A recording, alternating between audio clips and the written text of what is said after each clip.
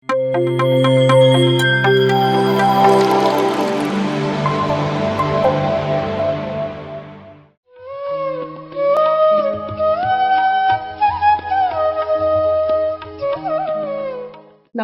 ಗುರುಗಳಾಗಿರುವಂತ ಬ್ರಹ್ಮರ್ಷಿ ಪಿತಾಮಹ ಡಾಕ್ಟರ್ ಸುಭಾಷ್ ಪತ್ರಿಜಿ ಗುರುಗಳಿಗೂ ಹಾಗೂ ಗುರುಮಾತೆ ಸ್ವರ್ಣಮಾಲಾ ಪತ್ರಿ ಅಮ್ಮನವರಿಗೂ ನನ್ನ ಅನಂತ ಕೋಟಿ ವಂದನೆಗಳನ್ನ ಸಲ್ಲಿಸುತ್ತಾ, ಹಾಗೆ ಇಲ್ಲಿ ನಮ್ಮ PMC ಕನ್ನಡ ವಾಹಿನಿಯ ಮುಖಾಂತರ ಈ ಒಂದು ಅತ್ಯುನ್ನತವಾದ ಮಹದಾಶಯವುಳ್ಳ ಸಂಕಲ್ಪದ ಮೇರೆಗೆ ನಡೆಯುತ್ತಿರುವ ಬುದ್ಧ ಪೂರ್ಣಿಮೆ ಅಂಗವಾಗಿ ಈ ವಿಶೇಷ ಸಂಚಿಕೆಯಲ್ಲಿ ವೀಕ್ಷಿಸುತ್ತಿರುವ ಎಲ್ಲಾ ನನ್ನ ಕರ್ನಾಟಕ ಎಲ್ಲಾ ನನ್ನ ಧ್ಯಾನ ಬಂಧುಗಳಿಗೆ ನನ್ನ ಹೃತ್ಕೋಟಿ ವಂದನೆಗಳನ್ನ ಸಲ್ಲಿಸುತ್ತಾ,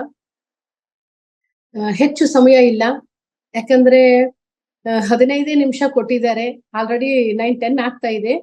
ಸೊ ಹಾಗಾಗಿ ಡೈರೆಕ್ಟ್ ವಿಷಯಕ್ಕೆ ಬರೋಣ. ನನಗ್ ಕೊಟ್ಟಿರೋ ಕಾನ್ಸೆಪ್ಟು ಪ್ರಕೃತಿಯೊಂದಿಗೆ ಸಹಜೀವನ. ನಾನು ಆಕ್ಚುಲಿ ಸುನೀತಾ ಮೇಡಮ್ ಅವ್ರಿಗೆ ಥ್ಯಾಂಕ್ಸ್ ಹೇಳ್ತೀನಿ. ನನಗೆ ಬೈ ಬರ್ತ್ ಇರುವವನಿಂದನೂ ಈ ಒಂದು ಪರಿಸರ ಅಂದ್ರೆ ಈ ಒಂದು ಪ್ರಕೃತಿ ನೇಚರ್ ಅಂದ್ರೆ ನನ್ನ ಪ್ರಾಣ. ಸೊ ಅದು ನಾನು ಕನೆಕ್ಟ್ ಆಗಿದ್ದೀನಿ ಕೂಡ. ಅಂದ್ರೆ ಬಿಫೋರ್ ಮೆಡಿಟೇಷನ್ ಲೈಫೇ ನಾನು ಈ ಒಂದು ಎಕ್ಸ್ಪೀರಿಯನ್ಸ್ ಅನುಭವಗಳನ್ನ ಪ್ರಾಣಿ ಪಕ್ಷಿಗಳ ಜೊತೆ ಪ್ಲಾಂಟ್ಸ್ ಜೊತೆ ನಾನು ಬಹಳಷ್ಟು ಸ್ಪಂದಿಸ್ತೀನಿ ಅವುಗಳಿಗೆ. ಅಂಥದ್ರಲ್ಲಿ ನನಗೆ ಯಾವಾಗ 2006 ನವೆಂಬರ್ ನಲ್ಲಿ ಈ ಒಂದು ಆನಾಪಾನಸತಿ ಧ್ಯಾನ ನನಗೆ ಕನೆಕ್ಟ್ ಆಯ್ತು, ಆ ಎಲ್ಲರಲ್ಲೂ ನಾನಿದ್ದೀನಿ ಅಂತ ನಾನು ಗರ್ವದಿಂದ ಹೇಳ್ತೀನಿ. ಯಾಕಂದ್ರೆ ಲಾಟ್ ಆಫ್ ಎಕ್ಸ್ಪೀರಿಯನ್ಸ್ ನಾನು ತಗೊಂಡಿದ್ದೀನಿ ಕೂಡ. ಪ್ರತಿಯೊಂದು ಮಾನವ ಸಾಮ್ರಾಜ್ಯದಲ್ಲಿ ಫಸ್ಟ್ ಅಂತಂದ್ರೆ ನಮ್ಗೆ ಈ ಮಿನರಲ್ ಕಿಂಗ್ಡಮ್ ಅಂದ್ರೆ ಈ ಒಂದು ಖನಿಜ ಸಾಮ್ರಾಜ್ಯದಲ್ಲಿ, ಆಮೇಲೆ ವೃಕ್ಷ ಸಾಮ್ರಾಜ್ಯದಲ್ಲಿ, ಆಮೇಲೆ ಪ್ರಾಣಿ ಸಾಮ್ರಾಜ್ಯದಲ್ಲಿ. ಸೊ ಇವಾಗೆ ಈ ಮಾನವ ಸಾಮ್ರಾಜ್ಯ ಏನ್ ತಗೊಂಡಿನಿ ನಾನು. ಸೊ ಇವಾಗೂ ಸಹಿತ ಪ್ರತಿಯೊಬ್ಬರ ಜೊತೆ ನಾನು ಅಂದ್ರೆ ಪ್ರತಿಯೊಬ್ಬರಲ್ಲೂ ನನ್ನನ್ನು ನಾನು ಕಾಣ್ತಾ ಇದ್ದೀನಿ. ಸೊ ಅವಾಗಿನಿಂದನು ಆ ಎಕ್ಸ್ಪೀರಿಯನ್ಸ್ ಅಂದ್ರೆ ನಾನೇನ್ ಈ ಒಂದು ಖನಿಜ ಸಾಮ್ರಾಜ್ಯದಲ್ಲಿ ಇದ್ದೆ, ಸೊ ಇವಾಗುನು ನಾನು ಆ ಒಂದು ಸ್ಥಿತಿಯಲ್ಲಿ ನೋಡ್ತಾ ಇದ್ದೀನಿ. ಲಾಟ್ ಆಫ್ ಎಕ್ಸ್ಪೀರಿಯನ್ಸ್ ಅದನ್ನ ನಿಮ್ ಮುಂದೆ ನಾನು ಶೇರ್ ಮಾಡ್ಕೋಬೇಕಂದ್ರೆ ನನಗ್ ಕೊಟ್ಟಿರೋ 15 ನಿಮಿಷ ಯಾವ ಕಡೆನೂ ಆಗಲ್ಲ. ಬಟ್ ಏನ್ ಹೇಳೋದು ನಾನು ಹೇಳ್ತಾ ಹೋಗ್ತೀನಿ ಅಷ್ಟೇ. ಫಸ್ಟ್ ಆಫ್ ಆಲ್ ನಮ್ಗೆ ಪ್ರಕೃತಿ ಅಂತಂದ್ರೆ ಏನು ತಿಳ್ಕೊಳ್ಳೋಣ.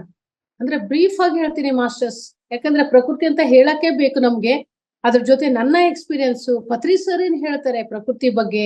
ಯಾಕಂದ್ರೆ ನಾವೆಲ್ಲರೂ ಈ ಪ್ರಕೃತಿ ಜೊತೆ ಇದೀವಿ ಅಷ್ಟೇ, ಬಟ್ ಯಾವ ತರ ನಾವು ಜೀವಿಸ್ಬೇಕು ಅನ್ನೋದು ನಮ್ಗೆ ತಿಳಿಸ್ಕೊಟ್ಟಿರೋರೆ ಪತ್ರಿಜಿ ಅವರು. ಹೇಳ್ಬೇಕಂದ್ರೆ ನನಗೆ ಬೈ ಬರ್ತ್ ಅದು ಪೂರ್ವ ಜನ್ಮದ ಸುಕೃತ ಅಂತ ಹೇಳ್ಬೋದು. ಬಟ್ ಯಾವಾಗ ನಮ್ಗೆ ಪತ್ರಿ ಸರ್ ಜೊತೆ ಈ ಒಂದು ಸಾಂಗತ್ಯ ಪರಿಚಯ ಆದ್ರು, ಅವನಿಂದ ನಿಜವಾಗ್ಲೂ ನಮ್ಮ ಜನ್ಮ ಸಾರ್ಥಕ ಅಂತ ಹೇಳ್ಬೋದು. ಪ್ರತಿಯೊಂದು ವಿಷಯದಲ್ಲೂ ಅವ್ರು ಯಾವ ಜೊತೆ ನಾವು ಕಮ್ಯುನಿಕೇಶನ್ ಮಾಡ್ತೀವಿ ಅಂದ್ರೆ ನನ್ನೊಳಗೆ ನಾನು ಮಾಡುವ ಅಂತರ್ ಪ್ರಯಾಣದಿಂದ. ಸೊ ಹಾಗಾಗಿ ಫಸ್ಟ್ ಆಫ್ ಆಲ್ ನಮ್ಗೆ ಪ್ರಕೃತಿ ಅಂತಂದ್ರೆ ಏನು. ಸೊ ಪಂಚಭೂತಗಳಿಂದ ಕೂಡಿದ ಒಂದು ಈ ಒಂದು ಸೃಷ್ಟಿ ರಚನೆ ಏನಿದೆ ಅಲ್ವಾ. ಸೊ ಅದರ ಮುಂಚಿತವಾಗಿ ಎಲ್ಲಾ ಉಪನಿಷತ್ತುಗಳಲ್ಲಿ ಉಲ್ಲೇಖನ ಇರೋದು ಅಂತಂದ್ರಗಿನ ಈ ಒಂದು ಪ್ರಕೃತಿ ಅಂತಂದ್ರೆ ಭೂಮಿ, ಜಲ, ಅಗ್ನಿ, ವಾಯು, ಆಕಾಶ, ಮನಸ್ಸು, ಬುದ್ಧಿ, ಅಹಂಕಾರ ಇವೆಲ್ಲವೂ ಸಹಿತ ಈ ಒಂದು ಪ್ರಕೃತಿಯಲ್ಲಿರುವ ಆ ಒಂದು ಪರಮಾತ್ಮನಿಂದ ನಿರ್ಮಾಣ ಆಗಿದೆ, ಪರಮಾತ್ಮನಿಂದ ರಚಿಸಲ್ಪಡಿದೆ ಅಂತ ನಾವು ತಿಳ್ಕೋಬಹುದು. ಅಂದ್ರೆ ಎಲ್ಲಾ ಒಂದು ಉಪನಿಷತ್ತುಗಳಲ್ಲೂ ಯಾವುದೇ ಉಪನಿಷತ್ ತಗೊಳ್ರಿ, ಸೊ ಆ ತರ ಒಂದು ಅಂದ್ರೆ ಅವಾಗಿನಿಂದನೂ ನಾವು ಸ್ಟಡಿ ಮಾಡ್ದಾಗೆ ಇವನ್ ನಾವು ಪಂಚಭೂತಗಳಷ್ಟಂತೆ ಅಲ್ಲ, ನಮ್ಮ ಈ ಒಂದು ಬುದ್ಧಿ, ಮನಸ್ಸು, ಅಹಂಕಾರ ಸಹಿತ ಆ ಒಂದು ಪ್ರಕೃತಿಯಲ್ಲಿ ಕ್ರಿಯೇಷನ್ ಆಗಿದೆ. ಸೊ ಹಾಗಾದ್ರೆ ಆ ಪರಮಾತ್ಮ ಅಂದ್ರೆ ಯಾರು? ಪರಮಾತ್ಮ ಅಂತಂದ್ರೆ ನಿಮ್ಗೆಲ್ಲ ಗೊತ್ತು, ಆತ್ಮ ಪರಮಾತ್ಮ. ಇವಾಗೆಲ್ಲ ನಾವು ಮನಸ್ಸು, ಬುದ್ಧಿ, ದೇಹ, ಮನಸ್ಸು, ಬುದ್ಧಿ, ಆತ್ಮ, ಪರಮಾತ್ಮನ ಕುರಿತು ನಮ್ಮ ಪತ್ರಿಜಿಯವರು ಸಾಕಷ್ಟು ಹೇಳಿದ್ದಾರೆ ಅಲ್ವಾ. ಸೊ ಅದರ ವಿವರಣೆನೂ ತಿಳ್ಕೊಳ್ಳೋದು ಬೇಡ, ಇಷ್ಟು ತಿಳ್ಕೊಳ್ಳೋಣ. ಯಾಕಂದ್ರೆ ಕೊಟ್ಟಿರೋ 15 ನಿಮಿಷ ಮೊದಲು ನನ್ನ ಪ್ರಕೃತಿ ಜೊತೆ ಸಹಜವಾಗಿ ಹೇಗೆ ಜೀವಿಸೋದು ಅಂತ. ಸೊ ಹಾಗಾಗಿ ಇವಾಗ ನಾವು ಆ ಒಂದು ಅನಂತ ವಿಶ್ವದ ಪರಮಾತ್ಮ ಬೇರೆ ಯಾರು ಅಲ್ಲ. ಈ ಅನಂತ ವಿಶ್ವದಲ್ಲಿ ಪ್ರತಿಯೊಂದಕ್ಕೂ ಈ ಒಂದು ಕಾರಣ ಇಲ್ಲದೆ ಏನು ನಡೆಯಕ್ ಸಾಧ್ಯನೇ ಇಲ್ಲ. ಸೊ ಅನಂತ ವಿಶ್ವದಲ್ಲಿ ಆ ಪರಮಾತ್ಮನ ಸ್ಥಿತಿ, ಆ ಚೈತನ್ಯ ಇದೆ. ಹಾಗಂದ್ಮೇಲೆ ಈ ಅನಂತ ವಿಶ್ವದಲ್ಲಿ ಪ್ರಕೃತಿಯಲ್ಲೂ ಇದೆ, ಪ್ರಾಣಿ ಪಕ್ಷಿಗಳಲ್ಲೂ ಇದೆ, ಖನಿಜ ಸಾಮ್ರಾಜ್ಯದಲ್ಲೂ ಇದೆ, ನನ್ನಲ್ಲೂ ಇದೆ, ನಿಮ್ಮಲ್ಲೂ ಇದೆ ಅಲ್ವಾ? ಆ ಒಂದು ಚೈತನ್ಯ ಶಕ್ತಿ, ಆ ಒಂದು ಆ ಪರಮಾತ್ಮ ಸ್ಥಿತಿ. ಹಾಗಾಗಿ ಪತ್ರಿಜಿಯವರು ಯಾವಾಗ್ಲೂ ಹೇಳ್ತಾರೆ, ಸೊ ನಿನ್ನ ಜೀವನಕ್ಕೆ ನೀನೇ ಸೃಷ್ಟಿಕರ್ತ ಅಂತ ಪತ್ರಿಜಿಯವರು ಯಾವಾಗ್ಲೂ ಹೇಳ್ತಾರೆ. ಅಂದ್ರೆ ಆ ಒಂದು ಪ್ರಕೃತಿಯೇ ನಾನಾಗಿದ್ದೀನಿ. ಈ ಜನ್ಮದಲ್ಲಿ ನಾನು ಒಬ್ಬ ಮಾನವ ಜನ್ಮ ತೆಗೆದುಕೊಂಡಿರ್ಬೋದು, ಸಾವಿರಾರು ಜನ್ಮಗಳ ಹಿಂದೆ ನಾನು ಒಂದು ಆ ಪ್ರಕೃತಿಯ ಒಂದು ಭಾಗ. ಬಟ್ ಇವಾಗ ನಾವು ಅದನ್ನೆಲ್ಲ ಮರ್ತು ಬಿಟ್ಟಿವಿ. ನಮ್ಮ ಒಂದು ಮೂಲ ಸ್ಥಿತಿನ ಮರ್ತು ಬಿಟ್ಟಿದೀವಿ. ನಾವು ನಮ್ಮ ಸಹಜ ಸ್ಥಿತಿನ ಮರ್ತು ಬಿಟ್ಟಿದೀವಿ. ಹಾಗಾಗಿ ಇಲ್ಲಿ ನಾನು ಬೇರೆ, ಈ ಪಂಚಭೂತಗಳಿಂದ ನಿರ್ಮಾಣವಾಗಿರ್ತಕ್ಕಂತ ಪ್ರಕೃತಿ ಬೇರೆ, ಅಥವಾ ಜಲ ಬೇರೆ, ಆಕಾಶ ಬೇರೆ ಅಂತ ಹೇಳ್ತೀವಿ. ಅದಕ್ಕೆ ಸೊ ಆ ಒಂದು ಪ್ರಕೃತಿಯೊಂದಿಗೆ ಸಹಜೀವನ ಮಾಡಿದಾಗ, ಸಹಜೀವನ ಅಂತಂದ್ರೆ ಏನು? ಇವಾಗ ಗಂಡ ಹೆಂಡತಿ ಇರ್ತಾರೆ, ಸಹಜೀವನ ಅಂತಾರೆ ಅಲ್ವಾ? ಸೊ ಹಾಗಾದ್ರೆ ಪ್ರಕೃತಿಯೊಂದಿಗೆ ಹೇಗೆ ಸಹಜೀವನ? ಮಮೈಕ್ಯವಾಗುವುದು ಮಾಸ್ಟರ್ಸ್. ಅಂದ್ರೆ ತನ್ನೊಳಗೆ ತಾನು ಸೇರುವುದು. ಅಂದ್ರೆ ತನ್ನೊಳಗೆ ತಾನಂದ್ರೆ ನಾನೇ ಪ್ರಕೃತಿ ಅಲ್ವಾ, ನಾನೇ ಆ ಒಂದು ಖನಿಜ ಸಾಮ್ರಾಜ್ಯ ಅಲ್ವಾ, ನಾನೇ ಪ್ರಾಣಿ ಅಲ್ವಾ. ಸೊ ಇವಾಗ ನನಗೆ ಕೊಟ್ಟಿರೋ ಸಬ್ಜೆಕ್ಟ್ ಪ್ರಕೃತಿ ಆದ ಕಾರಣ ನಾ ಹೇಳ್ತಾ ಇದ್ದೀನಿ. ಸೊ ಪ್ರಕೃತಿಯಲ್ಲಿ ಅಂದ್ರೆ ನೀವು ಜಸ್ಟ್ ಇವಾಗ ನೋಡ್ರಿ, ನಾವು ನಮ್ಮ ಧ್ಯಾನಿಗಳ ಜೊತೆ ನಾವು ಹೇಳ್ಬೇಕು ಅಂತಂದ್ರೆ ಸಾಕಷ್ಟು ನಾವು ಟ್ರಕ್ಕಿಂಗ್ ಮಾಡ್ತಾ ಇದೀವಿ ಅಲ್ವಾ? ಆ ಟ್ರಕ್ಕಿಂಗ್ ಮಾಡೋದ್ರ ಜೊತೆಗೆ ಒಂದು ವೃಕ್ಷಗಳು, ಪತ್ರಿಜಿಯವರು ಯಾವಾಗ್ಲೂ ಹೇಳ್ತಾರೆ, ಅದ್ಭುತವಾದ ಈ ಒಂದು ಪ್ರಾಣಶಕ್ತಿ ನಮ್ಗೆ ಪುರಾತನ ವೃಕ್ಷಗಳಲ್ಲಿ ಸಿಗುತ್ತೆ. ಈ ತರ ಒಂದು ಅಪ್ಪುಗೆಯಿಂದ ಧ್ಯಾನ ಮಾಡ್ದಾಗೆ ಇವ ನಮ್ಮವರೆಲ್ಲ ಸಾಕಷ್ಟು ಜನ ನಾವು ಮಾಡ್ತಾ ಇದೀವಿ ಕೂಡ. ಅವಾಗ ಆ ವೃಕ್ಷ ಸಾಮ್ರಾಜ್ಯ, ಆ ಪ್ರಕೃತಿಯಿಂದ ಸಾಕಷ್ಟು ಕೋಟಿ ಗಟ್ಲೆ ಮೆಸೇಜ್ ತಗೊಂಡಿದ್ದವ್ರು ಇದೀವಿ ನಾವು, ಹೌದಾ? ಸೊ ನಂದೇ ಒಂದು ಎಕ್ಸಾಂಪಲ್ ಹೇಳ್ತೀನಿ. ಹೇಳ್ಬೇಕಂತಂದ್ರೆ ಆಗ್ಲೇ ಹೇಳ್ತೀನಿ, ನನಗೆ ಪ್ಲಾಂಟ್ಸ್ ಅಂದ್ರೆ ತುಂಬಾ ತುಂಬಾ ತುಂಬಾ ತುಂಬಾ ನೇಚರ್ ಅಂದ್ರೆ, ಸೊ ಆ ನೇಚರ್ ಜೊತೆ ಎಷ್ಟು ಕಮ್ಯುನಿಕೇಶನ್ ಅಂತಂದ್ರೆ, ಎಷ್ಟೋ ಈ ಒಂದು ಪ್ಲಾಂಟ್ಸ್ ನಾನು ಪತ್ರಿಜಿಯವರ ಒಂದು ಸಲಹೆ ಮೇರೆಗೆ ನಾನು ಯಾವಾಗ ಯಾವ ಊರು ಪತ್ರಿಜಿಯವರು ಸಲಹೆ ಕೊಡ್ತಾರೋ ಆಯಾ ಊರಿಗೆ ನಾನು ನನ್ನ ಒಂದು ವೃತ್ತಿ LIC ಅಲ್ಲಿ ನಾನು ಜಾಬ್ ಮಾಡ್ತಾ ಹಾಗೆ ನನ್ನ ಪ್ರವೃತ್ತಿ ನನಗ್ ಗೊತ್ತಿರೋ ಈ ಒಂದು ಜ್ಞಾನವನ್ನ ಹಂಚ್ತಾ ಹೋಗ್ತಾ ಇರ್ತೀನಿ. ಸೊ ಅಂತ ಟೈಮ್ನಲ್ಲಿ ನಾನು ಇಲ್ಲಿ ಒಬ್ಳೇ ಇರ್ತೀನಿ. ಬಟ್ ಎಷ್ಟು ಸಾರಿ ನನಗೆ ಅದು ಸಪೋರ್ಟ್ ಕೊಟ್ಟಿದೆ ಅಂದ್ರೆ, ಜಸ್ಟ್ ರೀಸೆಂಟ್ ಅದು ಹೇಳ್ತೀನಿ ಮಾಸ್ಟರ್ಸ್. ರೀಸೆಂಟ್ ಅನ್ನೋದನ್ನ ಇವಾಗ ಸುನೀತಾ ಮೇಡಮ್ ಅವ್ರು ಹೇಳಿದ್ರು 11 ದಿವಸ ರ್ಯಾಲಿ ಮಾಡ್ತಾರೆ ಅಂತ. ಅಂದ್ರೆ ನಾನು 13 ದಿವಸ ಲೀವ್ ಹಾಕ್ಬೇಕಾಗುತ್ತೆ. ಅವಾಗ ಮನೆಯಲ್ಲಿ ಯಾರು ಇರಲ್ಲ, 13-14 ದಿನ ಒಂದೊಂದ್ಸರಿ. ಸೊ ಆ ತರ ಲೀವ್ ಹಾಕಿದಾಗ ಜಸ್ಟ್ ಅವುಗಳಿಗೆ ನಾನು ಕಮ್ಯುನಿಕೇಟ್ ಮಾಡ್ತೀನಿ, ಏನು ನಿಮ್ಮನ್ನ ನೋಡ್ಕೊಳ್ಳೋರು ಯಾರು ಇಲ್ಲ, ದಯವಿಟ್ಟು ಪ್ಲೀಸ್ ನೀವು ಅಡ್ಜಸ್ಟ್ ಆಗ್ರಿ. ಯಾಕಂದ್ರೆ ಒಂದು ಬಾಟಲ್ ಒಳಗೆ ಮನಿ ಪ್ಲಾಂಟ್ ತರ, ಆಮೇಲೆ ಅನದರ ಸ್ವಲ್ಪ ಹಾಕಿನಿ ನಾನು ಅಷ್ಟೇ. ಅವುಗಳಿಗೆ ನಾನು, ಯಾಕಂದ್ರೆ ಎಷ್ಟೋ ಒಂದು ಮಹತ್ತರವಾದ ಏನು ಇಂಪಾರ್ಟೆಂಟ್ ಕೊಡ್ತಾರೆ ಅದ್ರಕ್ಕಿಂತಾನೆ ಹೆಚ್ಚು ಕೊಡ್ತೀನಿ ನಾನು ಅದ್ರ ಜೊತೆ. ಅಂದ್ರೆ ಆ ತರ ಕನೆಕ್ಟ್ ಆಗ್ಬಿಟ್ಟು ಪ್ಲೀಸ್ ನೀವು ಅರ್ಥ ಮಾಡ್ಕೊಳ್ಳಿ. ನಿಮ್ಗೆ ಯಾರು ಇಲ್ಲಿ ಸಿಟಿ ಒಳಗೆ ಯಾರು ಅಷ್ಟು ಹೇಳಿದ್ರು ಹಾಕಲ್ಲ, ದಯವಿಟ್ಟು ಪ್ಲೀಸ್. ನಾವ್ ಒಂದ್ಸರಿ ಸೆಕ್ಯೂರಿಟಿ ಹೇಳಿದ್ದಾದ್ರೂ ಹಾಕಿದ್ದಿಲ್ಲ, ಅವರು ಒಣಗೋಗ್ಬಿಟ್ಟಿತ್ತು. ಆದ್ರೂ ಗಿಡ ಮಾತ್ರ ಇಷ್ಟು ಪ್ಲಾಂಟ್ಸ್ ಹಸಿರಾಗಿದ್ವು ಅಂತಂದ್ರೆ ಯಾವಾಗ್ಲೂ ಅಷ್ಟೇ. ನಾನು ಇವನ್ನ ಸಿರುಗುಪ್ಪದಿಂದ ಫಸ್ಟ್ ಹರಪನಹಳ್ಳಿ ಬರೋ ಮುಂದ್ಗಡೆನು ಅಷ್ಟೇ, ನನ್ನ 40-60 ಡೂಪ್ಲೆಕ್ಸ್ ಹೌಸ್ ಬಗ್ಗೆ ನನಗೆ ನಿಜವಾಗ್ಲೂ ಹೇಳ್ಬೇಕಂದ್ರೆ ಮಾಸ್ಟರ್ಸ್, ನನಗೆ ಒಂದು ಕ್ಷಣನೂ ಫೀಲ್ ಆಗ್ಲಿಲ್ಲ, ಒಂದು ಕ್ಷಣ. ಬಟ್ ಎದುರುಗಡೆ ತುಂಬಾ, ಅವಾಗ ನಂದೇ ಸ್ವಂತ ಮನೆ ಅಲ್ವಾ, ಸಾಕಷ್ಟು ಹೂವಿನ ಗಿಡಗಳು, ತೆಂಗಿನ ಗಿಡಗಳು, ಹಣ್ಣಿನ ಗಿಡಗಳು ಮುಂದೆ ಇದಾವೆ, ಆಮೇಲೆ ಬರ್ಡ್ಸ್ ನೆಸ್ಟ್ ಇದಾವೆ. ಸೊ ನಾನು ಅವಾಗ ಆ ವೃಕ್ಷಗಳಿಗೆ ಹೇಳದೆ, ಆ ಒಂದು ಪಕ್ಷಿಗಳಿಗೂ, ಆ ಬರ್ಡ್ಸ್ ನೆಸ್ಟ್ಗೂ ಹೇಳದೆ, ವೃಕ್ಷಗಳಿಗೆ ಹೇಳ್ತಾ ನಾನಿನ್ನ ಹೋಗ್ತಾ ಇದ್ದೀನಿ, ನನ್ ಜರ್ನಿ ಇಲ್ಲಿವರೆಗೂ ಇಲ್ಲಿ ಇತ್ತು. ಸೊ ನೆಕ್ಸ್ಟ್ ಇನ್ನ ಚೇಂಜ್ ಆಗ್ತಾ ಹೋಗುತ್ತೆ. ನಮ್ಮ ಪತ್ರಿಜಿಯವ್ರೇನ್ ಏನ್ ಹೇಳ್ತಾರೆ ಅದೇ ನನ್ನ ಇದು ಅಂತ ಹೇಳ್ಬಿಟ್ಟು, ನಿಮ್ಮನ್ನ ಚೆನ್ನಾಗಿ ನೋಡ್ಕೊಳ್ಳೋರ್ನ ನೀವು ಸೆಲೆಕ್ಟ್ ಮಾಡ್ರಿ ಅಂತ ಅವಳಿಗೆ ಹೇಳ್ಬಿಟ್ಟು ನಾನು ಈ ಕಡೆ ಬಂದೆ. ನಿಜವಾಗ್ಲೂ ಮಾಸ್ಟರ್ಸ್ ಹೇಳ್ಬೇಕಂದ್ರೆ ಇವತ್ತಿಗೂ ನನ್ನ ಮನೆಯಲ್ಲಿ ಆ ಒಂದು ಪಕ್ಷಿಗೂಡು ನೆಸ್ಟ್ ಇದೆ. ಅದೇ ತರನೇ ಇವಾಗ ನಾನು ಇಲ್ಲಿ ಬಂದಿದ್ದೀನಿ, ಎಲ್ಲಿಗಾದ್ರೂ ಲಾಂಗ್ ಜರ್ನಿ ಹೋಗ್ಬೇಕಂದ್ರೆ ಅವುಗಳಿಗೆ ರಿಕ್ವೆಸ್ಟ್ ಮಾಡ್ಕೊಂತೀನಿ. ಯಾಕಂದ್ರೆ ಒಂದು ಬಾಟಲ್ ನೀರು ಎಷ್ಟು ದಿವಸ ಆಗುತ್ತೆ, ಸ್ಮಾಲ್ ಇದು. ಸೊ ಹಾಗಾಗಿ ಅವುಗಳಿಗೆ ಹೇಳ್ತೀನಿ, ದಯವಿಟ್ಟು ಪ್ಲೀಸ್ ನೀವು ಅಡ್ಜಸ್ಟ್ ಮಾಡ್ಕೊಳ್ಳಿ ಅಂತ. ಒಂದು ಮಾಸ್ಟರ್ ಹೇಳ್ಬೇಕಂದ್ರೆ, ಮೊನ್ನೆ ತಾನೇ ನಾನು ಮಾರ್ಚ್ ನಲ್ಲಿ ನೇಪಾಳಕ್ಕೆ ಹೋಗಿದ್ವಿ. ಬರೋಬ್ಬರಿ 14-15 ದಿನ ಆಗಿತ್ತು. ಹೋಗೋ ಕಲ್ಕ ಹೇಳೋದು, ಯಾಕಂದ್ರೆ ಎಷ್ಟೇ ಅವಸರ ಇರ್ಲಿ ನಾನು ಅವುಗಳ ಜೊತೆ ಕಮ್ಯುನಿಕೇಟ್ ಮಾಡದೆ ಹೆಜ್ಜೆ ಇಡಲ್ಲ. ಎಷ್ಟೇ ಅವಸರ ಇರ್ಲಿ, ನಾನು ಬೇಕಾದ್ರೆ ಊಟ ಬಿಟ್ಟು ಹೋಗ್ತೀನಲ್ಲ, ಅವಳ ಜೊತೆ ಮಾತನಾಡದೆ ನಾನು ಇದುವರೆಗೂ ಎಂದೂ ಆ ನಿರ್ಣಯ. ಯಾಕಂದ್ರೆ ಅವ್ರನ್ನ ಯಾರು ತಾನೇ ನೋಡ್ಕೋಬೇಕು, ಹಾಗಾಗಿ ಅವುಗಳ ಜೊತೆ ನಾನು ಕನೆಕ್ಟ್ ಆದಾಗೆ ನನಗ್ ಮನಸ್ಸಿಗೆ ಸಮಾಧಾನ. ಹಾಗಾಗಿ ಅವುಗಳಿಗೆ ಹೇಳ್ದೆ. ಸೊ ಇವಾಗ ಯಾರು ಒಳಗಡೆ ಬಂದು ನೀರ್ ಹಾಕೋಲ್ಲ. ಬಟ್ ಹೇಳಿದ್ರುನು ನಾನು ಒಂದ್ಸರಿ ರಿಸಲ್ಟ್ ನೋಡಿದ್ದೆ. ಅದಕ್ಕೆ ದಯವಿಟ್ಟು ಪ್ಲೀಸ್ ಈ ಸರಿ ತುಂಬಾ ದಿನ ಆಗುತ್ತೆ ನಿಮ್ಗೆ ಅಂದ್ರೆ ಅದನ್ನು ನಾನು ಡೇಸ್ ಹೇಳ್ತಾ ಹೋಗ್ತೀನಿ ಅವುಗಳ ಜೊತೆ. ಸೊ ಈ ಸರಿ ತುಂಬಾ ದಿನ ಆಗುತ್ತೆ ನಿಮ್ಗೆ, ಪ್ಲೀಸ್ ನೀವು ಅಡ್ಜಸ್ಟ್ ಆಗಿ ಅಂತಂದ್ರೆ ಮಾಸ್ಟರ್ಸ್ ನಿಜವಾಗ್ಲೂ ಹೇಳ್ಬೇಕಂತಂದ್ರೆ ಬಂದ ತಕ್ಷಣ ನಾನು ಫಸ್ಟ್ ಆ ಕಡೆ ದೃಷ್ಟಿ ಹೋಗುತ್ತೆ ನನಗೆ. ಒಳಗ್ ಕಾಲ್ ಇಟ್ಟ ತಕ್ಷಣ ನೋಡಿದ್ರೆ ಹೇಗಿರೋ ಬಾಟ್ಲಲ್ಲಿ ನೀರೆಲ್ಲಾ ಖಾಲಾಗಿದಾವೆ. ಆಕ್ಚುಲಿ ನಾನು ಒಂದು ಫೋಟೋ ತಕ್ಕೋಬೇಕು ಅನ್ಕೊಂಡೆ, ಯಾಕಂದ್ರೆ ನಂದು ಜರ್ನಿ ಹೇಗಿದೆ ಅಂದ್ರೆ ಇನ್ನೇನ್ ನಾಳೆ ಬೆಳಗ್ಗೆ ಆಫೀಸ್ಗೆ ಹೋಗ್ಬೇಕನ್ಲಿಕ್ಕೆ ಬೆಳಗಿನ ಜಾವ ಇಳಿತೀನಿ ನಾನು. ಬಟ್ ಅದೇ ಹಡಾವುಡಿಯಲ್ಲಿ ನಾನು ಅವ್ರ ಜೊತೆ ಕಮ್ಯುನಿಕೇಟ್ ಮಾಡ್ತೀನಿ. ಆ ನಂತರ ನನಗೆ ಜ್ಞಾಪಕ ಆಯ್ತು ಆಫೀಸ್ ನಲ್ಲಿ ಹೋಗಿ ಕೂತ ಮೇಲೆ. ಸೊ ಬಾಟ್ಲಿ ಒಳಗೆ ಸುಮಾರು ಒಂದು 4 ಬಾಟ್ಲಿ ಅವೆ, ಒಂದೊಂದ್ರಲ್ಲಿ ಒಂದೊಂದು ಪ್ಲಾಂಟ್. ಸೊ ಎಲ್ಲವೂ ನೀರ್ ಖಾಲಿ ಆಗಿದ್ದಾವೆ, ಕಂಪ್ಲೀಟ್ ಖಾಲಿ ಆಗಿದ್ದಾವೆ. ಇವಾಗ ನೋಡ್ಬೇಕು ಈ ಬಿಸಿಲುಗಾಲದಲ್ಲಿ 3 ದಿನಕ್ಕೆ ನೀರ್ ಖಾಲಿ ಆಗ್ತದೆ. ಅಷ್ಟೊಂದು ಈ ಒಂದು ಇದು ಬಿಸಿಲಿನ ತಾಪ ಇದೆ. ಅಂತದ್ರಲ್ಲಿ 14 ದಿನ ಸೊ ಕಂಪ್ಲೀಟ್ ಖಾಲಿ ಆದ್ರೂ ಮಾಸ್ಟರ್ಸ್ ಹೇಳ್ಬೇಕಂದ್ರೆ ಹೇಗೆ ಹಚ್ಚಿ ಹಸಿರು ನಾವು ನೀರ್ನಲ್ಲಿ ಇಟ್ರೆ ಇರುತ್ತೋ ಅದೇ ತರನೇ ಇತ್ತು. ಅದು ಪ್ರಕೃತಿಯೊಂದಿಗೆ ಸಹಜೀವನ ಅಂದ್ರೆ ಅದ್ರ ಜೊತೆ ನಾವು ಕಂಪ್ಲೀಟ್ ಅವೇ ನಾವಾಗೋದು, ಸೇರ್ಕೊಂಡು ಬೆರೆತುಕೊಂಡು ಜೀವನ ಮಾಡೋದು ಅಂತಲ್ಲ ಸಹಜೀವನ ಅಂದ್ರೆ. ಅದೇ ನಾವಾಗೋದು. ಅದನ್ನ ನಾವು ಅದ್ಭುತವಾಗಿ ಹೇಗೆ ಆ ಒಂದು ಪ್ರಕೃತಿಯೊಂದಿಗೆ ಜೀವಿಸ್ಬೇಕು ಅಂತಂದ್ರೆ ಪತ್ರಿಜಿಯವರಿಂದನೇ ಕಲ್ತಿದ್ದು. ಪತ್ರಿಜಿಯವರು ನೀಡಿದ ಆ ಒಂದು ಬ್ರಹ್ಮಜ್ಞಾನ, ಆ ಒಂದು ಪರಮ ಸತ್ಯ ಏನಿದೆ, ನಿನ್ನನ್ನ ನೀನು ತಿಳಿದುಕೋ, ಯಾವಾಗ ನಿನ್ನನ್ನು ನೀನ್ ತಿಳ್ಕೊಂತೀಯೋ ಇಡೀ ಒಂದು ಸೃಷ್ಟಿನೇ ತಿಳ್ಕೊಂತೀಯ ಅಂತ ಅನ್ನೋ ಸತ್ಯ ಪತ್ರಿಜಿಯವರಿಂದನೇ ನಾವು ತಿಳಿದುಕೊಂಡಿದ್ದು. ಇವಾಗ ಆ ಒಂದು ಪ್ರಕೃತಿ ಜೊತೆ ನಮ್ಮವರು ಸಾಕಷ್ಟು ಟ್ರಕ್ಕಿಂಗ್ ಇಡ್ತಾರೆ, ಸಾಕಷ್ಟು ವ್ಯವಸ್ಥೆ ಮಾಡ್ತಾ ಇದ್ದಾರೆ. ಅದಕ್ಕೆ ಆ ಪ್ರಕೃತಿಯ ಒಂದು ಅಂದ ನೋಡ್ಬೇಕು ನಾವು. ಬರೀ ಇಲ್ಲೇ ಕೂತ್ಕೊಂಡ್ಬಿಟ್ಟು ಮನೆಯಲ್ಲೇ ಅಂತಲ್ಲ.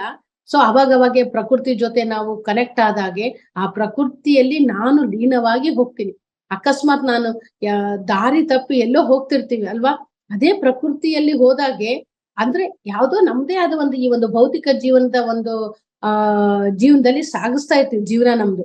ಬಟ್ ಯಾವಾಗ ನಾವು ಆ ಪ್ರಕೃತಿಯಲ್ಲಿ ಆ ಒಂದು ಪ್ರಯಾಣ ಮಾಡಕ್ಕೆ ಪ್ರಾರಂಭವಾಗ್ತೀವೋ ಆಟೋಮೆಟಿಕ್ ಆಗಿ ನೀವು ಬೇಕಾದ್ರೆ ಚೆಕ್ ಮಾಡ್ಕೊಡ್ರಿ. ನಾವ್ ಒಂದ್ಸರಿ 2018 ಹಿಮಾಲಯಕ್ಕೆ ಹೋದಾಗೆ ಮಹಾತಾರ್ ಬಾಬಾ ಕೇವ್ ನಲ್ಲಿ 9 ದಿನ ಇದ್ದೆ.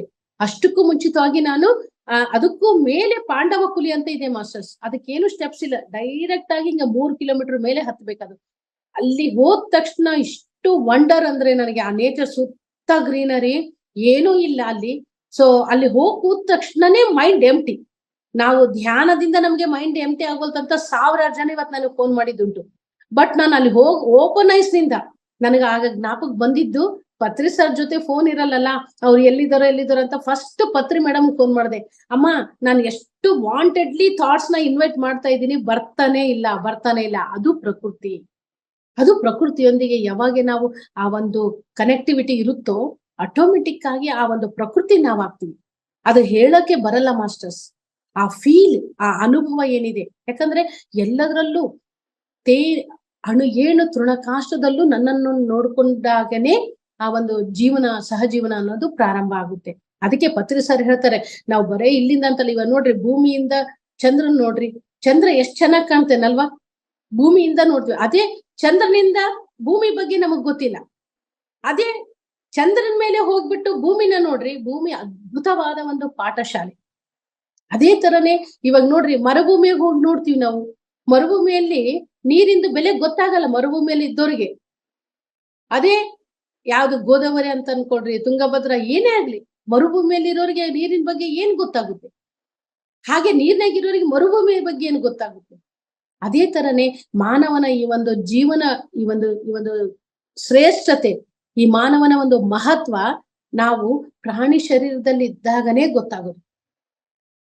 ಆ ಪ್ರಾಣಿ ಶರೀರದಾಗ ಮಾನವ ಜನ್ಮ ಎಷ್ಟು ದೊಡ್ಡದಪ್ಪ.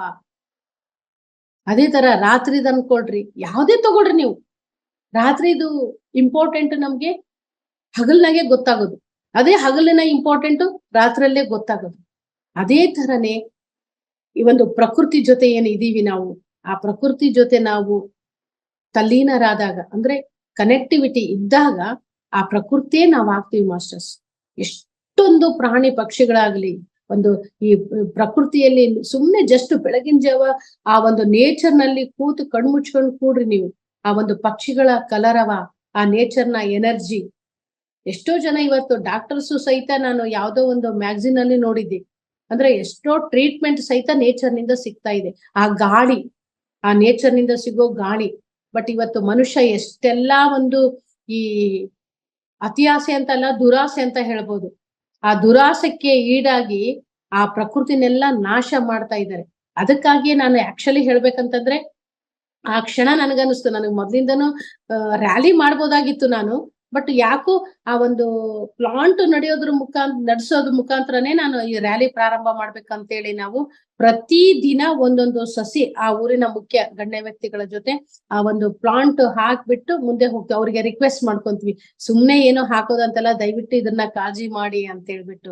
ಸೊ ಹಾಗೆ ಯಾಕೆ ಅಂತಂದ್ರೆ ಆದಷ್ಟು ನಮಗ್ ನಾವು ಉಳಿಬೇಕಂದ್ರೆ ಈ ಪ್ರಕೃತಿನ ಉಳಿಸ್ಬೇಕು, ಕಳಿಬಾರ್ದು ಅನ್ನೋ ಒಂದು ಆ ಭಾವನೆ, ಆ ಮನೋತತ್ವ ನಮ್ಮಲ್ಲಿ ಬರ್ಬೇಕಂತಂದ್ರೆ ಆ ಪ್ರಕೃತಿ ಜೊತೆ ಸಹಜೀವನ ಮಾಡ್ದಾಗೆ. ಆ ಪ್ರಕೃತಿ ಜೊತೆ ಸಹಜೀವನ ಹೇಗೆ ಮಾಡ್ಬೇಕು ಅಂತಂದ್ರೆ ಫಸ್ಟ್ ಆ ಪ್ರಕೃತಿ ಬಗ್ಗೆ ನಮ್ಗೆ ಆ ಒಂದು ಭಾವನೆ ಬರ್ಬೇಕು ಅಂತಂದ್ರೆ ಫಸ್ಟ್ ನಮ್ಮೊಳಗೆ ನಾವು ಪ್ರಯಾಣ ಮಾಡ್ಬೇಕು ಮಾಸ್ಟರ್ಸ್. ಅದು ಬಿಟ್ಟು ಬೇರೆ ಯಾವುದೇ ರೀತಿಯಿಂದ ಕಠಿಣ ಸಾಧ್ಯ. ಯಾವಾಗ ನಾವು ಈ ಒಂದು ಆನಾಪಾನಸತಿ ಧ್ಯಾನ ಪತ್ರಿಜಿಯವರು ಏನು ತಿಳಿಸ್ಕೊಟ್ಟಿರ್ತಕ್ಕಂಥ, ಅಂದ್ರೆ ಅನಾದ ಕಾಲದಿಂದನೂ ಬುದ್ಧನ ಈ ಒಂದು ಪ್ರಬೋಧಿತ ಆನಾಪಾನಸತಿ ಧ್ಯಾನ ಏನಿದೆ ಅದನ್ನ ಇವತ್ತು ವಿಶ್ವದಾದ್ಯಾಂತ ಪತ್ರಿಜಿಯವರು ಬಹು ಸುಲಭವಾಗಿ ತೋರಿಸ್ಕೊಟ್ಟಿದ್ದಾರೆ. ಅದ್ಭುತವಾದ ಜ್ಞಾನವನ್ನ ಪಡೆದುಕೊಳ್ಳುವ ಏಕೈಕ ಮಾರ್ಗ ಆನಾಪಾನಸತಿ ಧ್ಯಾನ ಮಾರ್ಗ. ಅದರಿಂದ ಇವತ್ತು ಎಷ್ಟೆಲ್ಲ ಪ್ರಕೃತಿ, ಸಾಕಷ್ಟು ನಮ್ಮ PMC ಕನ್ನಡ ವಾಹಿನಿಯಲ್ಲೂ ನಾವು ಸಾಕಷ್ಟು ಈ ಒಂದು ಪ್ರಕೃತಿ ಜೊತೆ ಕಮ್ಯುನಿಕೇಶನ್, ಆಮೇಲೆ ಪಿರಮಿಡ್ ವ್ಯಾಲಿಯಲ್ಲಿ ಆಗಿರ್ಬೋದು, ಎಷ್ಟೆಲ್ಲ ಚಾನೆಲ್ಗಳ ಮುಖಾಂತರ ಅವರ ಅನುಭವ ಕೇಳ್ತಾ ಇರ್ತೀವಿ. ಯಾಕೆ? ಸೊ ನಾವು ಧ್ಯಾನ ಮಾಡೋದ್ರಿಂದ ಆ ಒಂದು ಪ್ರತಿಯೊಂದ್ರಲ್ಲೂ ನಾವು ಕನೆಕ್ಟ್ ಆಗ್ತೀವಿ. ಸೊ ಹಾಗಾಗಿ ಅಂತಹ ಒಂದು ಅದ್ಭುತವಾದ ನಮ್ಗೇನು ಸಿಗ್ತಾ ಇದೆ ಆ ಜ್ಞಾನ ಎಲ್ಲಿಂದ? ಆನಾಪಾನಸತಿ ಧ್ಯಾನದಿಂದ. ಸೊ ಹಾಗಾಗಿ ಆ ಪ್ರಕೃತಿ ಅನ್ನೋದು ಬಹಳ ಇದು ಪ್ರಸ್ತುತ ವರ್ತಮಾನ ಕಾಲದಲ್ಲಿ ಮುಖ್ಯವಾಗಿ ನಾವೆಲ್ಲರೂ ಬಹು ಒಂದು ಗಂಭೀರತೆಯಿಂದ ಆಲೋಚಿಸಬೇಕಾದ ಒಂದು ವಿಷಯ ಏನಂದ್ರೆ, ಗಂಭೀರತೆಯಿಂದ ನಾವು ಒಂದು ದಿಟ್ಟವಾದ ನಿರ್ಣಯ ತೆಗೆದುಕೊಳ್ಳಬೇಕು. ಆ ವಿಷಯ ಏನು ಅಂತಂದ್ರೆ ಪ್ರಕೃತಿಯನ್ನ ಮೊದಲು ಉಳಿಸ್ಕೋಬೇಕು ಮಾಸ್ಟರ್ಸ್. ನೋಡ್ರಿ, ಒಂದು ಪ್ರಕೃತಿಯಿಂದ ನಾವು ಸ್ವಲ್ಪ ಕೇರ್ಲೆಸ್ ಮಾಡೋದ್ರಿಂದ ಇಡೀ ಅಲ್ಲಿ ಜೀವಿಸ್ತಕ್ಕಂತ ವನ್ಯ ಪ್ರಾಣಿಗಳೆಲ್ಲ ಊರೊಳಗೆ ಬಂದು ನೋಡ್ರಿ ನಾವು ಮಾಡಿದ್ದು ಮತ್ತೆ ನಮ್ಗೆ ರಿಟರ್ನ್ ಆಗುತ್ತೆ. ಅದೇ ಪತ್ರಿಜಿ ಅವ್ರು ಹೇಳೋದು, ನಾವೇನ್ ಕೊಡ್ತೀವೋ ಅದು ತಗೋತೀವಿ ನೇಚರ್ನಿಂದ. ನಾವೇನ್ ಕೊಡ್ತಾ ಇದೀವಿ? ಎಲ್ಲ ಪ್ರಕೃತಿನೆಲ್ಲ ನಾಶ ಮಾಡ್ತಾ ಇದೀವಿ. ಮತ್ತೆ ಅದರಿಂದ ಏನು? ನಮ್ಗೆ ತಾನೇ ಲಾಸು. ಅಲ್ಲಿರೋ ಒಂದು ಎಷ್ಟೋ ಪ್ರಾಣಿ, ಕೋಟಿ ಪ್ರಾಣಿ ಜೀವ ಸಿಗುತ್ತೆ ಅಲ್ಲಿ. ಮತ್ತೆ ಅವುಗಳ ಒಂದು ಜೀವಕ್ಕೆ ನಾವು ಅಡೆತಡೆ ಮಾಡಿದಾಗ ಅವು ಸಹಜ ಮತ್ತೆ ನಮ್ಮ ಹತ್ರ ವಾಲ್ತವೆ. ಅದ್ರ ಜೊತೆಗೆ ಮಳೆ, ಇವತ್ತು ಪ್ರಸ್ತುತ ನಾವು ಇವತ್ತು ಫೇಸ್ ಮಾಡ್ತಾ ಇದೀವಿ. ಮಳೆ ಇಲ್ಲ, ಭೂಮಿಯ ತಾಪ ಹೆಚ್ಚಾಗ್ತಾ ಇದೆ. ಮಳೆ ಎಲ್ಲಿಂದ ಬರ್ಬೇಕು? ಇರೋ ವೃಕ್ಷ ಸಾಮ್ರಾಜ್ಯನೆಲ್ಲ, ಎಲ್ಲ ಪ್ರಕೃತಿಯನ್ನ ನಾವು ನಾಶನ ಮಾಡ್ತಾ ಇದೀವಿ. ಎಲ್ಲಿಂದ ಬರುತ್ತೆ ಮಳೆ? ನೋಡ್ರಿ, ನಾವೇ ಪ್ರತಿಯೊಂದಕ್ಕೆ ಕಾರಣ, ಬೇರೆ ಯಾರು ಅಲ್ಲ ಮಾಸ್ಟರ್ಸ್. ಒಂದು ಒಳ್ಳೇದಕ್ಕೂ ನಾವೇ ಕಾರಣ, ಕೆಟ್ಟದಕ್ಕೂ ನಾವೇ ಕಾರಣ. ಆ ಪ್ರಕೃತಿಯ ವಿನಾಶಕ್ಕೆ ಯಾರು ಕಾರಣ?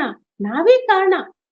ಮಳೆ ಬರ್ತಾ ಇಲ್ಲ ಅಂದ್ರೆ ಹೇಗೆ ಯಾಕೆ ಬರ್ತಾ ಇಲ್ಲ ಮಳೆ? ಅದಕ್ಕೆ ಪರಿಹಾರ ಏನು?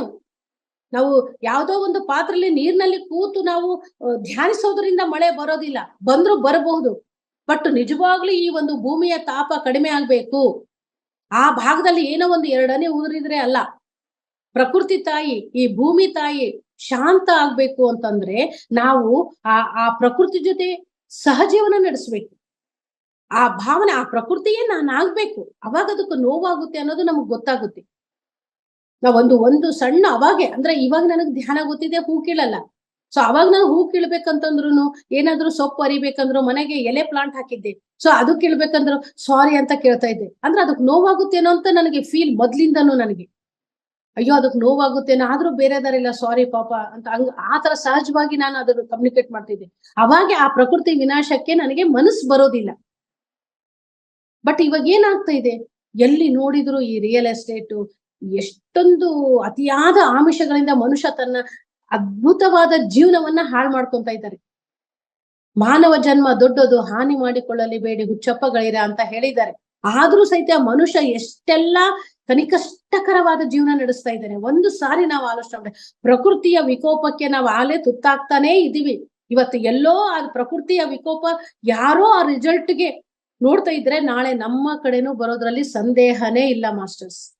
ಅದಕ್ಕೆ ದಯವಿಟ್ಟು ನಾವು ಪಿರಮಿಡ್ ಮಾಸ್ಟರ್ ಎಲ್ಲರೂ ರಿಕ್ವೆಸ್ಟ್ ಮಾಡ್ಕೊಂತೀವಿ, ಪ್ರತಿಯೊಬ್ಬರ ಮನೆ ಮುಂದ ಆದಷ್ಟು ಆ ಒಂದು ಗ್ರೀನರಿ ಬೆಳೆಸ್ರಿ, ಆಮೇಲೆ ಆ ಒಂದು ಸಸಿಗಳನ್ನ ನೆಡೋ ಕಾರ್ಯಕ್ರಮ ಮಾಡ್ರಿ. ಯಾಕಂದ್ರೆ ಕೆಡಿಸಿದ್ದು ಯಾರು? ಅದನ್ನ ಮತ್ತೆ ರಿಪೇರಿ ನಾವೇ ಮಾಡ್ಕೋಬೇಕು, ಬೇರೆ ದಾರಿ ಇಲ್ಲ. No other ways. ನೀನ್ ಎಷ್ಟೆಲ್ಲಾ ಮಾನವನ ಮೇಧಸ್ಸಿನಿಂದ ಇವತ್ತೆಷ್ಟೆಲ್ಲಾ ಟೆಕ್ನಾಲಜಿ ಕಂಡು ಹಿಡಿದಿದ್ರ ಅಂದ್ರೂ ಈ ಒಂದು ಪಂಚಭೂತಗಳಿಂದ ಏನ್ ನಡೀತಾ ಇದೆ, ಈ ಸೃಷ್ಟಿಯ ನಿರ್ಮಾಣ ಏನ್ ನಡೀತಾ ಇದೆ, ಈ ಪ್ರಕೃತಿ ಹೇಗೆ ನಡೀತಿದೆ, ಅದು ಸಹಜವಾಗಿ ಮತ್ತೆ ತನ್ನ ಸಹಜ ಸ್ಥಿತಿಗೆ ಬರಬೇಕು ಅಂತಂದ್ರೆ ಮತ್ತೆ ಅದಕ್ಕೆ ಅದರದೇ ಆದ ಒಂದು ಸಹಜತೆಯನ್ನ ನಾವು ಕೊಡಬೇಕು, ಬೇರೆ ದಾರಿನೇ ಇಲ್ಲ. ಅದಕ್ಕಾಗಿ ಇವತ್ತು ನಾವು ಎಲ್ಲಾ ಕಡೆನೂ ಈ ಒಂದು ಸಸಿಗಳನ್ನ ನೆಡ್ತಾ ಇದ್ದೀವಿ. ತಾವುಗಳು ಸಹಿತ ಒಂದು ರಿಕ್ವೆಸ್ಟ್ ನನಗೆ ಕೊಟ್ಟಿರೋದು ಓನ್ಲಿ ಮಿನಿಮಮ್ ಟೈಮ್. ಸೊ ಹಾಗಾಗಿ ನಾವೆಲ್ಲರೂ ರಿಕ್ವೆಸ್ಟ್ ಮಾಡ್ಕೊಂತ ಇದೀವಿ, ನಮ್ ಮನೆ ಮುಂದೆ ಆದಷ್ಟು ನಾವು ಮನೆ ಆಸೆಗೆ ಬಲಿಯಾಗಿ 1 ಮನೆ ಬದಲು 2 ಮನೆ ಆಗ್ತಾವ ಅಂತ ಹೇಳ್ಬಿಟ್ಟು ಆ ಒಂದು ಎಷ್ಟೋ ದುಡ್ಡಿನ ಆಮಿಷಕ್ಕೆ ಬಲಿಯಾಗಿ ನಾವು ಅದೆಲ್ಲ ಗೋಡೆ ನಿರ್ಮಾಣ ಮಾಡ್ಬಿಟ್ಟು ಒಂದು ಹಸಿರು ಹಾಕಕ್ಕೂ ಜಾಗ ಇಲ್ಲಾರ್ದಂಗ ಇವತ್ತು ರೆಡಿಮೇಡ್ ಪ್ಲಾಂಟ್ಸ್ ಗಳನ್ನ ಆತರ ಮಾಡ್ಕೊಳ್ಳೋದ್ರಿಂದ ಅಷ್ಟೊಂದು ನಮಗೆ ಆ ರಿಸಲ್ಟ್ ಸಿಗಲ್ಲ ಮಾಸ್ಟರ್ಸ್. ಸಹಜವಾದ ಪ್ರಕೃತಿಯನ್ನ ನಾವು ಆ ಒಂದು ನಿರ್ಮಾಣ ಮಾಡಿ ನಾವು ಪ್ರಯತ್ನ ಪಡ್ಬೇಕು. ಹಾಗಾಗಿ ದಯವಿಟ್ಟು ರಿಕ್ವೆಸ್ಟ್ ಮಾಡ್ಕೊಂತೀನಿ. ಸೊ ರೋಡಿನ ಬದಿಯಲ್ಲಿ ಆಗಿರ್ಬೋದು, ಮನೆಯ ಮುಂದೆ ಅಂಗಳದಲ್ಲಿ ಆಗಿರ್ಬೋದು, ಅಥವಾ ಕಾಡಿನಲ್ಲಿ ಹೋಗ್ತಾ ಇರ್ತೀರಾ, ಯಾವ್ದೋ ಹಣ್ಣಿನ ಬೀಜ ಇವಾಗ ತಿಂದು ಸ್ವಲ್ಪ ಮುತುವರ್ಜಿ ವಹಿಸಿದ್ರೆ ಹಣ್ಣಿನ ಬೀಜ ತಿಂದು ಒಗೆಯೋ ಬದ್ಲು ಅವನ್ನ ಹಾಗೆ ಪ್ಲೇಟ್ ನಲ್ಲಿ ಇಟ್ಟು ಒಣಗಿಸ್ಬಿಟ್ಟು ಒಂದು ಆಮೇಲೆ ಹೋಗೋ ಮುಂದ್ಗಡೆ ಜಸ್ಟ್ ಬಸ್ನಾಗ ಹೋಗ್ತಾ ಇರ್ತೀರ, ಟ್ರೈನ್ನಾಗ ಹೋಗ್ತಾ ಇರ್ತೀರ, ಓನ್ ವೆಹಿಕಲ್ದಾಗ ಹೋಗ್ತಿರ್ತೀರ, ಹಾಗೆ ಆತರ ಅಡವಿಯಲ್ಲಿ ಹಾಕಿ ಹೋಗಿ ಮತ್ತೆ ಆ ವೃಕ್ಷಗಳು ಬೆಳೆಯಲಿಕ್ಕೆ ಕಾರಣ ಆಗ್ತವೆ. ಪ್ರತ್ಯೇಕವಾಗಿ ನೀವ್ ಏನು ಅದಕ್ಕೆ ಆ ಒಂದು ಜವಾಬ್ದಾರಿ ತಗೊಳ್ಳೋದು ಬೇಡ, ಕನಿಷ್ಠ ಪಕ್ಷ ಅಷ್ಟಾದ್ರೂ ಮಾಡೋಣ ಅಂತ. ಎಷ್ಟೋ ಮಾಡೋರಿದ್ದಾರೆ, ನಮ್ಗೆ ಸಾಲು ಮರದ ತಿಮ್ಮಕ್ಕ ಅಂತ ಹೇಳ್ಬಿಟ್ಟು ಅವರೆಲ್ಲ ಅವಾರ್ಡ್ ತಗೊಂಡ್ರು. ಅಂದ್ರೆ ಅವ್ರು ಅದಕ್ಕಾಗಿ ಅದ್ರ ಜೊತೆ ಮೊಮೈಕ್ ಆಗಿದ್ರು. ಅದು ಪ್ರಕೃತಿಯೊಂದಿಗೆ ಸಹಜೀವನ ಅಂದ್ರೆ. ಸೊ ಹಾಗೆ ಆತರ ಧ್ಯಾನ ಮಾಡದೇ ಇದ್ರು ಆ ಪ್ರಕೃತಿಯೊಂದಿಗೆ ಸಹಜೀವನ ಎಲ್ಲೋ 1% ಮಾಸ್ಟರ್ಸ್. ಬಟ್ ಇವಾಗ ನಾವು ಧ್ಯಾನದಿಂದ ನಿಜವಾಗ್ಲೂ ಯಾವ ತರ ಅಂದ್ರೆ ಅದಕ್ಕೆ ನಮಗೆ ಎಷ್ಟು ನೋವಾಗುತ್ತೋ ಅದಕ್ಕಷ್ಟು ನೋವಾಗುತ್ತೆ ಅನ್ನೋ ಫೀಲ್ ಎಷ್ಟೋ ನಮ್ಮ ಪಿರಮಿಡ್ ಸೊಸೈಟಿಯಲ್ಲಿ ಸಾವಿರಾರು ಜನ ಅನುಭವ ನಾನು ಕೇಳಿದ್ದೀನಿ. ನಾನು ಬಿಫೋರ್ ಮೆಡಿಟೇಷನ್ ಲೈಫ್ ಈ ಫೀಲ್ ಆಗ್ತಾ ಇದ್ದೆ ನಾನು. ಹಾಗಾಗಿ ದಯವಿಟ್ಟು ನಾನು ನಿಮ್ಗೆ ಎಲ್ಲರಿಗೂ, ಯಾಕಂದ್ರೆ ನನಗೆ ಈ ಕಾನ್ಸೆಪ್ಟ್ಕ್ಕಿಂತನೂ ಆದಷ್ಟು ನಾವೆಲ್ಲರೂ ಉಳಿಬೇಕು. ಇನ್ನೊಂದಕ್ಕೆ ನೀವು ಆಲೋಚನೆ ಮಾಡ್ರಿ, ಇಷ್ಟು ಒಂದು ಪ್ರಪಂಚದಲ್ಲಿ ಈ ಪ್ರಕೃತಿಯ ವಿಕೋಪಕ್ಕೆ ಎಷ್ಟೋ ಜನ ತುತ್ತಾಗ್ತಾ ಇದ್ದಾರೆ. ಅಂತದ್ರಲ್ಲಿ ನಾವು ಇನ್ನೂ ಸೇಫರ್ ಸೈಡ್ ಆಗಿ ಇನ್ನೂ ಈ ಭೂಮಿ ಮೇಲೆ ಇದೀವಿ ಅಂದ್ರೆ ಉಳಿದವ್ರನ್ನೆಲ್ಲ ರಕ್ಷಣೆ ಮಾಡ್ಕೊಳ್ಳಕ್ಕೆ ನಾವು, ಅದು ಉಳಿದಿದ್ದು ಅಲ್ದೆ ಇಂತಹ ಒಂದು ಅದ್ಭುತವಾದ ಜ್ಞಾನದ ಮೆಟ್ಟಲಿಗಳಲ್ಲಿ ನಾವಿದ್ದೀವಿ ಮಾಸ್ಟರ್ಸ್. ಇಂಥ ಒಂದು ಶ್ರೇಷ್ಠವಾದ ಜನ್ಮದಲ್ಲಿ ನಾವು ಈ ಒಂದು ಅದ್ಭುತವಾದ ಜ್ಞಾನವನ್ನ ಪಡಿತಾ ಇದ್ದೀವಿ. ಅಂದ್ರೆ ಎಲ್ಲರಲ್ಲೂ ನನ್ನನ್ನು ನಾನು ಕಾಣುವ ಆ ಒಂದು ಸ್ಥಿತಿ ಸೃಷ್ಟಿಯಾಗುವ ಜ್ಞಾನವನ್ನ ನಾವು ಆ ಪ್ರಯಾಣದಲ್ಲಿ ಪ್ರಯಾಣ ಮಾಡ್ತಾ ಇದ್ದೀವಿ. ಸೊ ಹಾಗಾಗಿ ಆ ಒಂದು ಪ್ರಯಾಣದಲ್ಲಿ ಮಾಡಿದಾಗಲೇ ಆ ಪ್ರಕೃತಿ ನಾನು ಅನ್ನೋ ಒಂದು ಅನುಭವ ತೆಗೆದುಕೊಳ್ಳೋಕೆ ಸಾಧ್ಯ ಆಗುತ್ತೆ. ಹಾಗಾಗಿ ಒಂದು ಕ್ಷಣ ಭೂಮಿ ತಾಯಿ, ಒಂದು ಕ್ಷಣ ಈ ಪ್ರಕೃತಿ ಸ್ವಲ್ಪ ಏನಾದ್ರೂ ನಮ್ ಬಗ್ಗೆ ನಿಷ್ಕಾಳಜಿ ಮಾಡಿದ್ರೆ ಇವತ್ತು ನಾನ್ ನಿಮ್ ಮುಂದೆ ಕೂತ್ ಮಾತಾಡೋಕ್ಕೂ ಇರ್ತಿದ್ದಿಲ್ಲ. ಅದಕ್ಕೆ ನಾನು ನನ್ನ ಶ್ವಾಸ ಇರತ್ತನೋ ಪ್ರತಿ ದಿನನೂ ನಾನು ಈ ಭೂಮಿ ತಾಯಿಗೆ, ಯಾಕಂದ್ರೆ ತಾಯಿ 9 ತಿಂಗಳು ತನ್ನ ಗರ್ಭದಲ್ಲಿ ಇಟ್ಕೋತಾಳೆ, ಮಗು ಜನನ ಹೊರಗಡೆ ಆಗೋತನ. ಅದೇ ಭೂಮಿ ತಾಯಿ ನೋಡ್ರಿ, ನಮ್ಮ ಶ್ವಾಸ ಇರೋವರೆಗೂ ಭೂಮಿ ತಾಯಿ ನಮ್ಮನ್ನ ಸೇಫರ್ ಸೈಡ್ ಆಗಿ ಅಂದ್ರೆ ಅಷ್ಟು ಕಾಳಜಿಯಿಂದ ಮುತುವರ್ಜಿ ವಹಿಸ್ತಾ ಇದ್ದಾಳೆ. ಮತ್ತೆ ಆ ಭೂಮಿ ತಾಯಿ ನಾವ್ ಏನ್ ಕೊಡ್ತಾ ಇದೀವಿ, ಆ ಪ್ರಕೃತಿ ಮತ್ತೆ ಏನ್ ಕೊಡ್ತಾ ಇದೀವಿ. ಇವತ್ತು ಹೋಗ್ತೆ ಗಿಡ ಬಿದ್ದು ಪ್ರಾಣ ಹೋಯ್ತು ಅಂತ ಎಷ್ಟೋ ಜನ ಇದ್ದಾರೆ ಅಲ್ವಾ. ಸೊ ಎಷ್ಟೆಲ್ಲ ಯಾವ್ದೋ ಒಂದು ಮರ ಬಿತ್ತು ಪ್ರಾಣ ಹೋಯ್ತು ಅಂತ ಎಷ್ಟೋ ಜನ, ಏನೋ ಒಂದು ತಗಲಿ ಪ್ರಾಣ ಹೋಯ್ತು ಅಂತ. ಅಷ್ಟೆಲ್ಲಾ ಒಂದು ಪ್ರಕೃತಿ ವಿಕೋಪಕ್ಕೆ ತುತ್ತಾಗಿರೋ ಈ ಒಂದು ಲೀಸ್ಟ್ ನಲ್ಲಿ ನಾವು ಇನ್ನೂ ಗ್ರೀನ್ ಝೋನ್ ಅಲ್ಲಿ ಇದೀವಿ.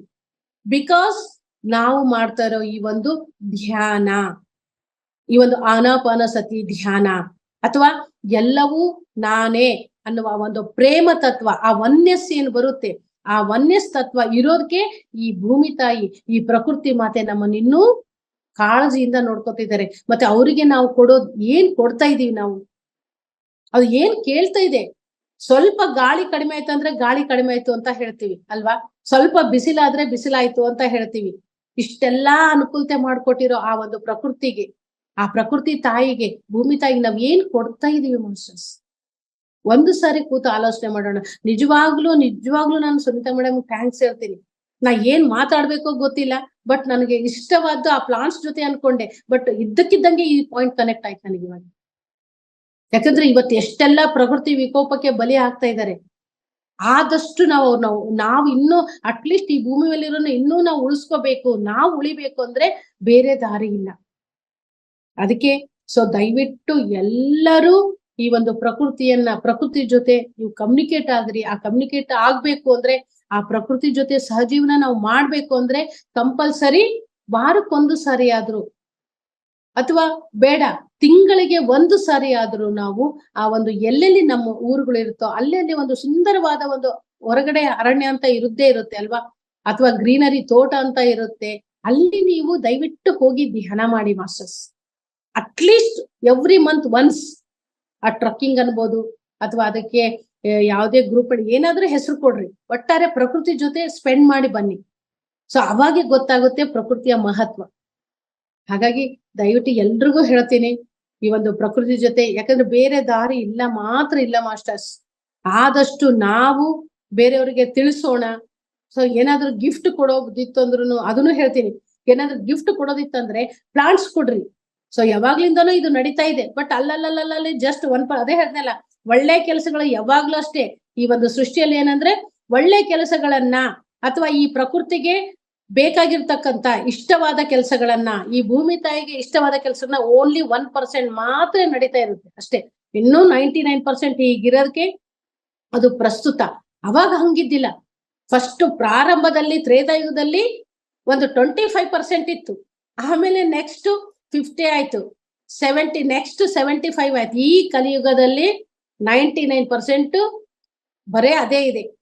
ಅಂದ್ರೆ ಅನ್ಯಾಯ, ಮೋಸ, ಅಧರ್ಮ, ಈ ಪ್ರಕೃತಿನ ಹಾಳು ಮಾಡೋದು. ಹಾಗಾಗಿ 1% ಮಾತ್ರ ಇನ್ನೂ ಇದ್ದಾರೆ.